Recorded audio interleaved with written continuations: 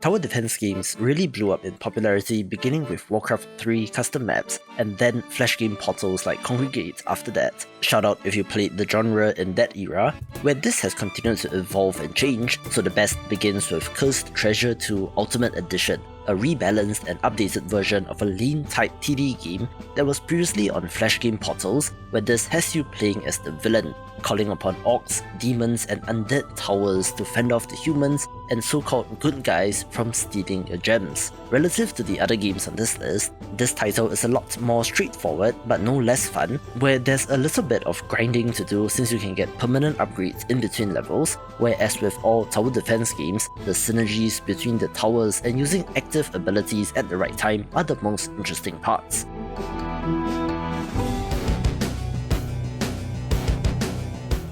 Now this title I'm sure that not many of you know about, and it's a little bit of a hidden gem, but Dungeon Warfare and its sequel are great games, again placing you in the shoes of the villain, a dungeon master who has to fend off greedy adventurers and so-called heroes.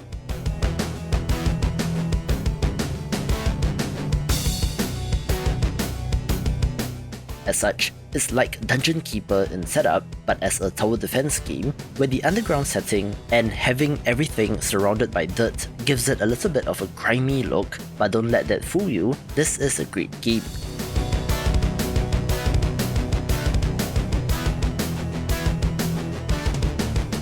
The fun part here is the inclusion of traps in addition to standard towers, where there's everything from spikes emerging from the ground and even ones which push enemies into the abyss.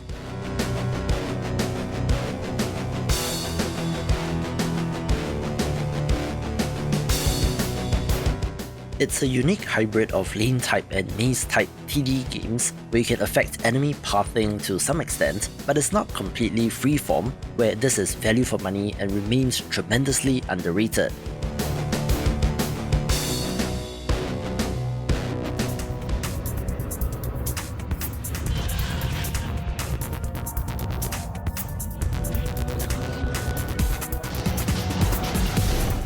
There have been tower defense games that played with perspective, being more varied as compared to the top-down or isometric angle, which have had varying levels of success, where an interesting entry is Sanctum 2, a first-person mazing-type tower defense game, where you're constructing walls and turrets in first person.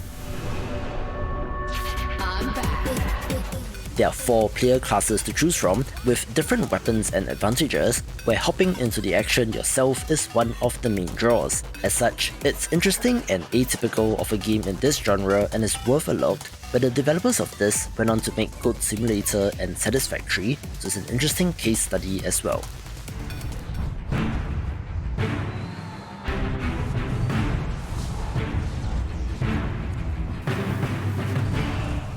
What is old is new again in Element TD 2, the sequel to Element TD, which was one of the original lane-type TD games that began life as a Warcraft 3 custom map, where the original developers have made a new version on Steam as a standalone product, made in a modern engine for a modern audience and looks pretty nice as a result.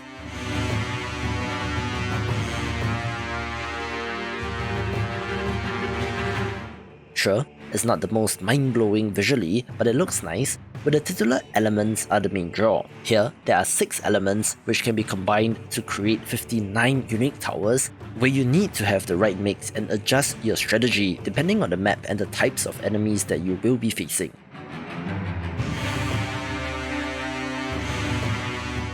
It has an extensive single-player campaign with 28 levels, also having 26 maps and unique biomes for plenty of variety.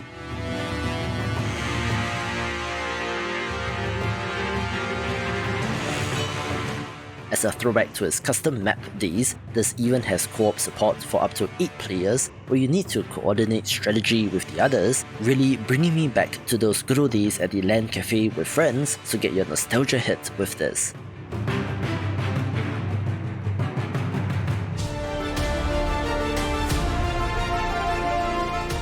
Like many of the games on this list, the Creeper World series found its footing on flash game portals, where it's an interesting entry since you're not fighting specific creatures or enemies like in the other games, but rather an amorphous purple fluid which grows and piles up even higher before spilling over into the next area, destroying everything in its path.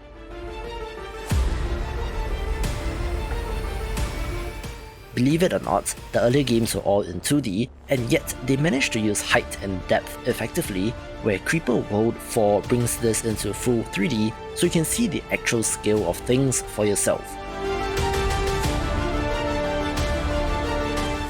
It's about managing supply lines and beating back this never-ending mess of purple stuff, being one of the more unique and special TD games out there.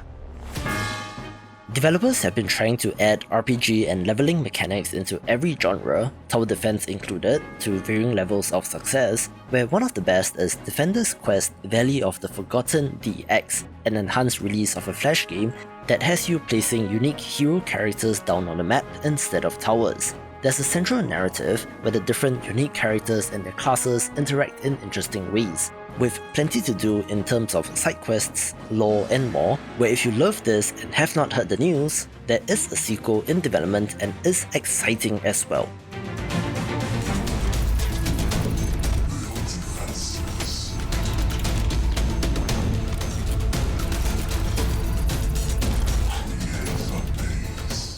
In 2017, which was the early days on this channel, I was craving a tower defense game, and the developers at X-Morph Studios were pleasant enough to oblige a small channel, while I love everything about X-Morph Defense, becoming a fan of this developer in the process. This is an amazing type tower defense game where you play as the alien invader, landing on Earth and seeking to take it over, building up your alien towers and defenses to take out the incoming tanks and fighter jets. It's a beautiful title that I believe still holds up in 2023, where the ability to build barricades to re-route enemies is neat, especially in this more organic looking environment. You also control a powerful fighter which can directly attack enemies, where the giant mechanical bosses and destructible environments really makes you feel like you're in a kaiju movie, minus the giant monsters of course. There's an awesome Battlefield expansion mechanic as well, where the map zooms out during a mission, which expands the play area, giving an epic sense of scale to everything, and is truly one of my favourites,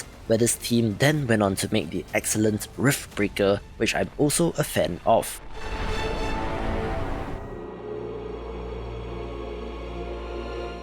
Hands down, one of the best tower defense games is Gemcraft Chasing Shadows, and its follow-up, Gemcraft Frostborn Wrath. Again, beginning life as a Flash game and translated beautifully into a standalone product on Steam. If you're not familiar, this game is about unique gems which have special properties which you can mix and match and then socket them into empty towers. So you're not building towers per se in this game, but rather gems instead. It is all in an effort to fight back against the forces of the Archdemon, where its unique modular difficulty system allows you to customize your experience in exchange for varying levels of rewards. There are over 190 levels in this, which is a massive amount, as well as passive skills to get in between levels, where both entries are excellent and are highly recommended.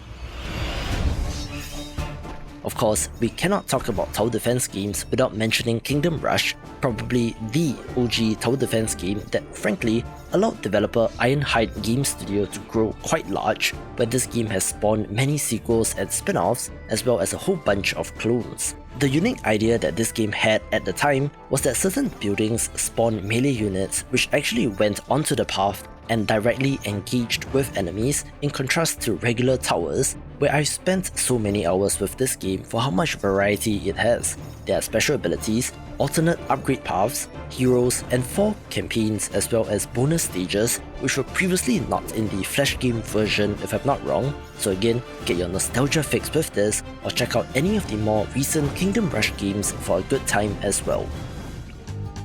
The legend that is the Bloons TD series has made developer Ninja Kiwi very rich, where the 6th entry is great, with the multi-level balloon enemies being an interesting concept to build your game around, where this weirdly has non-intrusive microtransactions in a premium game, but yet still deserves the #1 spot since you don't need any of those, and it's more for supporting the developers, with more of my recommendations of fantastic games here.